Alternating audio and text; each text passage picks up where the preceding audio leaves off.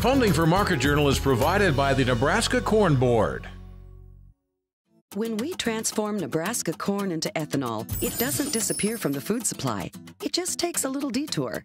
Ethanol is made from the starch. The rest of the corn becomes livestock feed to create meat and dairy products, corn oil, sweetener, and other food ingredients, and maybe a little carbon dioxide to make your soft drinks fizzy.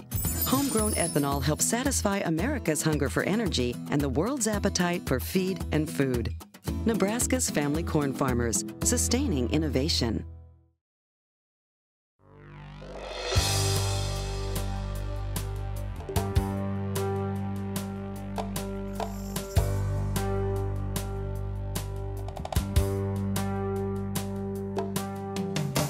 Market Journal, television for agricultural business decisions, is a presentation of the University of Nebraska-Lincoln's Institute of Agriculture and Natural Resources.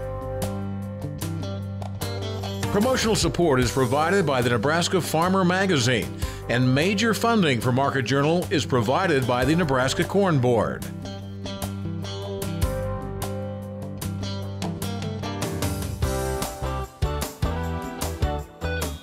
Welcome to this week's edition of Market Journal. I'm Jeff Wilkerson. On this episode, Mike Briggs looks at cattle prices.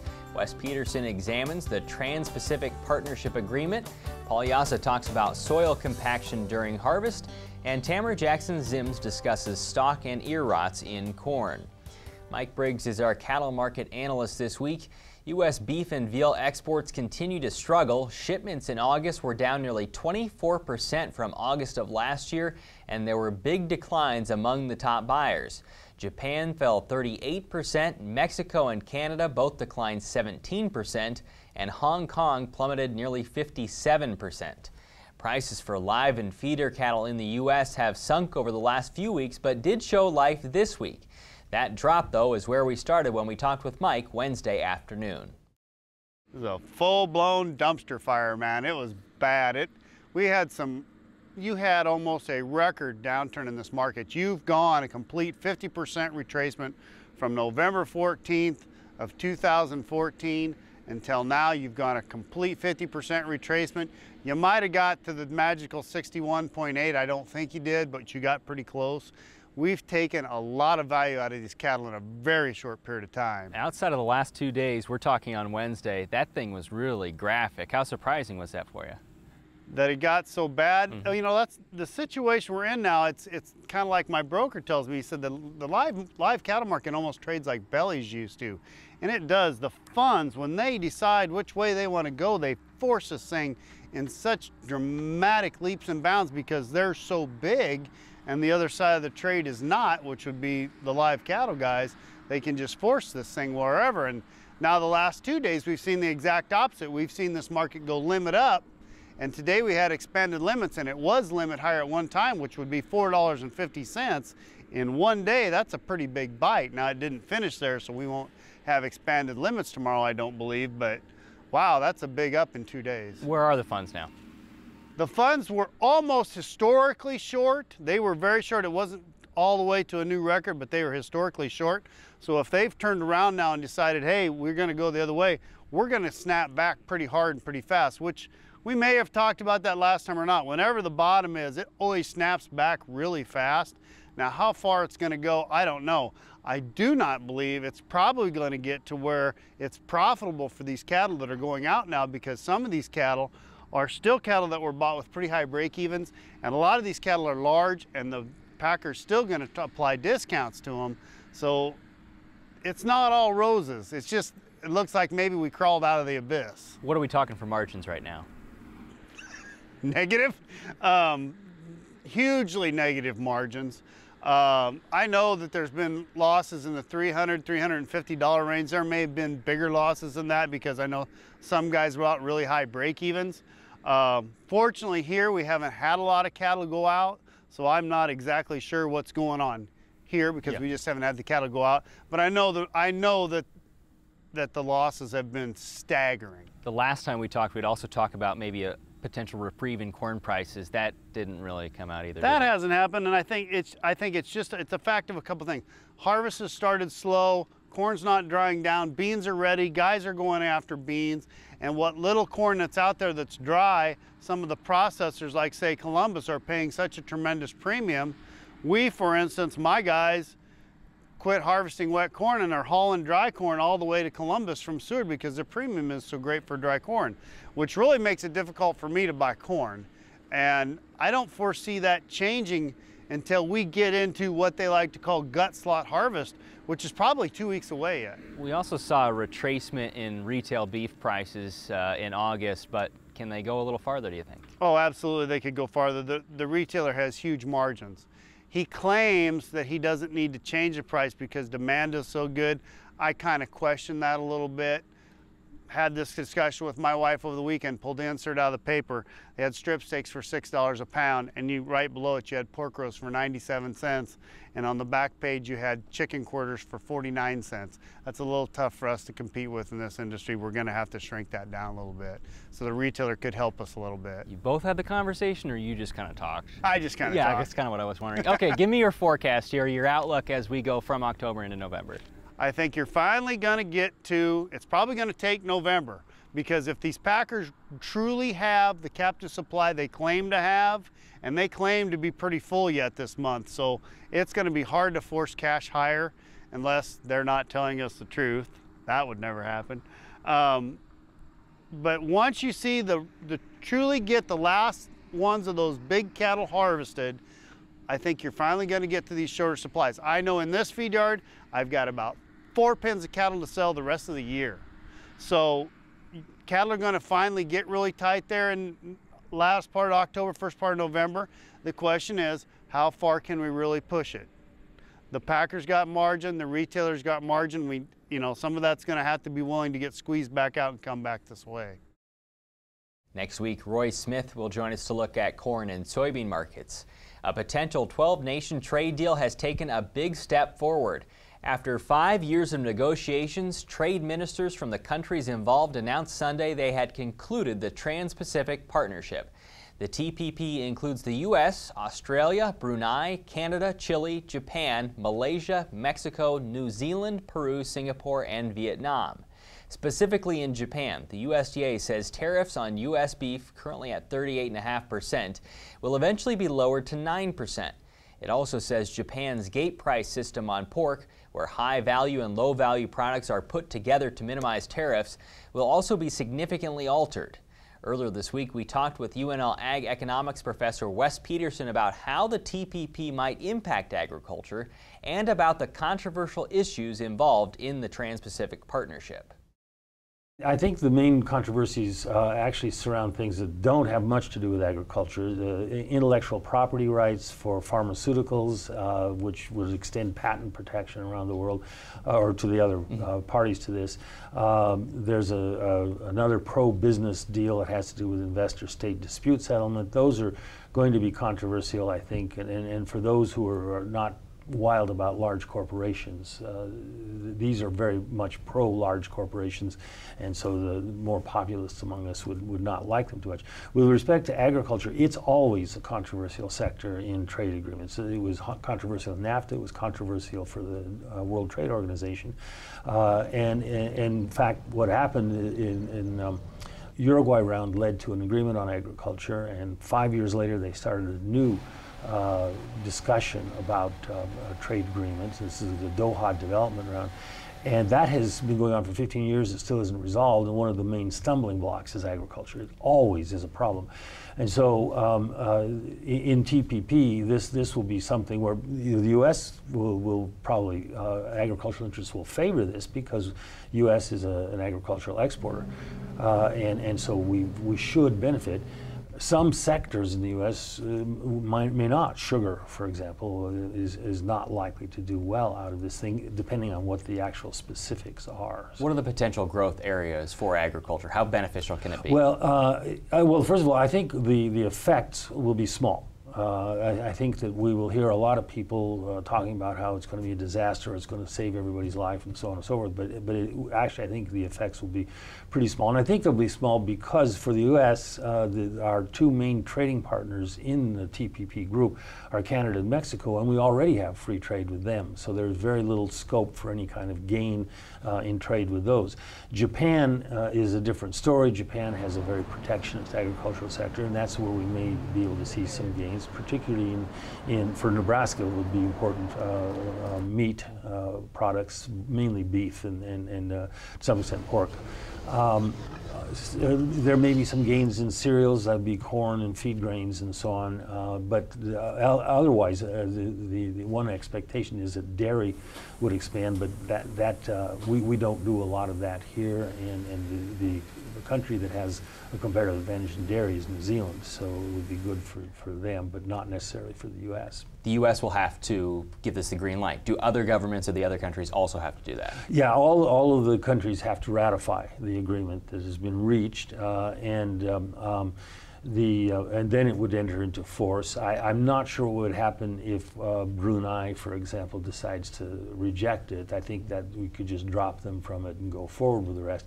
If the U.S. were to reject it, I think that would mark the end of the TPP, but I think the chances are pretty good that it is going to ultimately be approved. What will we hear for pros and cons once this thing starts getting debated? Well, I think that there will be a lot of, we've already started hearing this. I mean, there will be a lot of people who will claim that this kills jobs. I think that's just not an issue at all. I think that's just one of the things that everybody says about any trade agreement, is that it will, all of the jobs in the U.S. will move off to some other country.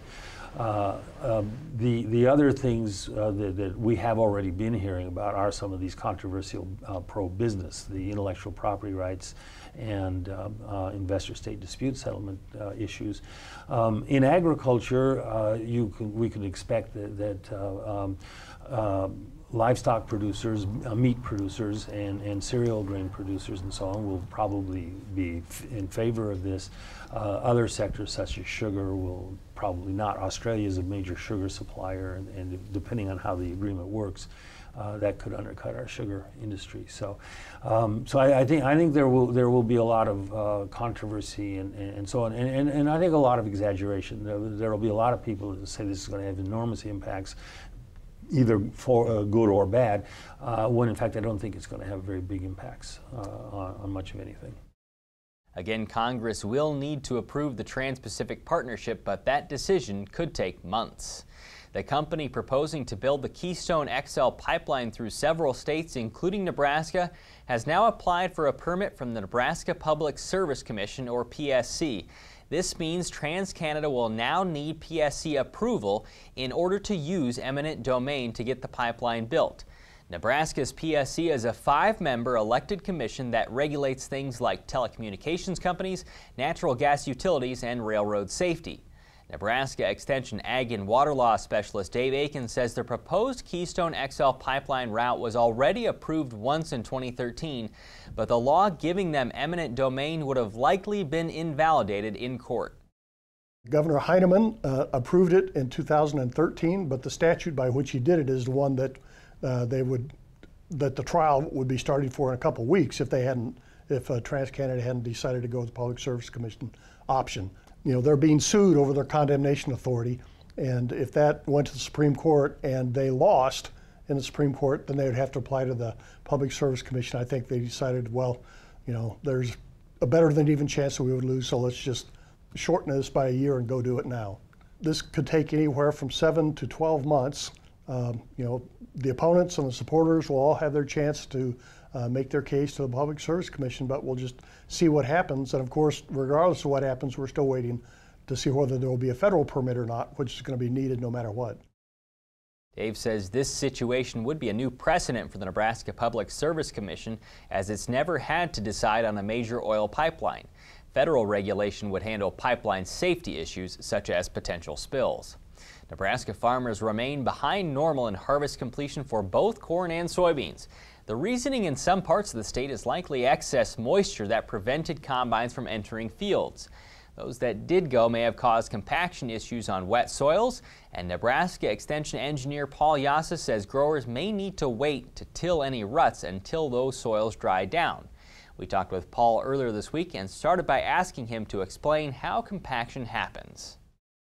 Well, compaction, ideally the soil is half there, half not there, I like to say.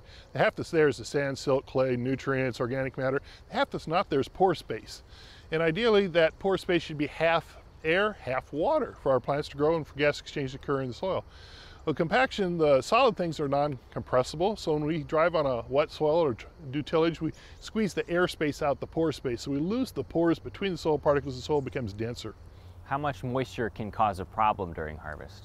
Well, ideally we'd like to stay off of real wet soils, because when soil particles are wet, they're lubricated, they actually slide easier under the weight of implement or weight of a tillage tool. To create the most compaction, you talk to someone who's building roads, they'll wet it down, they have a water truck out there wetting it down, and you get the what we call field capacity. About the wettest the soil can get and still be in its natural state without standing water is the worst time to be out there. That's when they want to pack the field, pack a road, actually, a contractor does. Now, certainly there are people who are going to be out in the field because you have to be at this point in the year, or at least once we get a little bit later because you have to be to get the crop in. How can you minimize it once you're out in the field? Well, it turns out, yes, we do have to get that harvest in. Now, a small-time farmer, I grew up in northeast Nebraska, a lot of times Dad would wait for the ground to freeze. Frozen soil is non-compactable. Large farmers today can't afford to do that. You're going to lose too much crop. So what we want to do is minimize the negative effects of compaction. About 80–85% of the compaction occurs on the first pass. So when the combine's going through the field and a grain cart's going to be following them, have the grain cart follow the same rows the combine did. It might take a longer auger on the unloading auger on the combine, but again, if you stay in the same path, I'm not going to do additional compaction. I have too many grain cart drivers say, I'm going to move over a couple of rows, spread out the compaction. I go, why compact more of the field? What you're saying is, once it's compacted, you can't get more compacted than compacted. Basically right. That's why I like controlled wheel traffic, drive in the same place. That soil structure then is going to support the weight. And again, that's the key, is are you supporting the weight? I get a lot of farmers call me and say, I got a huge grain cart, a huge combine, I'm out there harvesting, I got to do tillage, get rid of compaction. I ask them, do they have a rut? Do they create a lower area in the field? If they did, that's the pore space being squeezed out of the soil, reappearing as the rut on top. If I drive out there and don't leave a rut, I'm not causing compaction. You said one of the things that could help in the future is maybe having multi-axle grain carts and combines that can help distribute weight. It's true. When it comes to compaction, with 80–85% done on the first pass, let my front wheels do that, and the next tire is right in the same track, and that's going to work. That's what our trucker friends do on the road to carry more weight, add more axles. Now, a lot of farmers say, oh, I'm going to put on duals. All duals does is add weight to the implement because of the weight of the tires themselves, but it also adds width to the compacted zone. The axle weight's still the same, so we're still going to have compaction there. So look at more axles. If there are those ruts in the field, there are going to be a lot of farmers that want to till them up after harvest gets done, and probably before winter. Is that the right thing to do? Well, when it comes to wet soil that is compactable, that's also the wet soil you do not want to till. Again, the soil particles are lubricated tillage to cause additional compaction. And so the best thing to do is wait till it's a little drier and do real shallow tillage. That tire track, that rut you see out there, that compaction might be 2, 3, 4 feet deep. A disc on top's not going to fix that, but a real light disking might smooth it out enough that you can plant across it next year. What I want to do is attack compaction when the soil is dry so I can get fracturing. How wet is too wet? If I can take a handful of soil down at tillage depth, make a mud ball and it sticks together, and I drop it and it still sticks together, that's probably too wet. That's an old-time rule, and again, too many people look at the surface. The surface looks dry. But down at tillage depth, maybe with the disc it's 6 inches, maybe with chisel plow it's 12 inches. Check down there, because that's where the weight of the implement's causing more compaction yet. How can cover crops help? Cover crops, no-till, anything I can do to leave roots in the soil. It's going to be like rebar and concrete, help build some structure. The quickest way to destroy soil structure is do tillage. Once I do tillage, I make a compaction layer down underneath, and a lot of our harvest ruts are as deep as I till because there is no soil structure. So if I can park the tillage tools, use no-till, and use cover crops, get more roots out there, it's going to help build soil structure so I can support the weight of my combine, my grain cart. We'll put more information about compaction during and after harvest on the Market Journal website. We mentioned the state's growers were behind normal in progress for harvesting this year's corn. Farmers advanced only 5 points last week to total 15% completion. That's 9 points behind the Nebraska 5-year average. With corn still left in the field, Nebraska Extension plant pathologist Jackson-Ziems says it might be a good idea to check plants for evidence of stalk rot. We talked with Tamara recently to learn what producers should plan to do if they find trouble. There are some stalk rot issues out there in some locations, and so they may be patchy, they may be individual plants. In a few areas we've had some plants lodging already, so it's definitely worth getting out and checking fields if you're at high risk. And those high risk areas need to be done with what? Well, high risk would be any kind of major stress, whether that's a lot of leaf area lost to insect disease or hail damage. Also, if you had any ponding earlier in the season, nitrogen loss, anything like that. And so I would get out and do the push or pinch test. And you'd like to harvest those fields earliest if possible? At least if you know you've got a problem with stalk rots, if you can harvest them earlier or at least the first ones, it would help maybe avoid some losses later. A couple fields in the state have had some hail problems recently. What kind of problems can that cause to ears?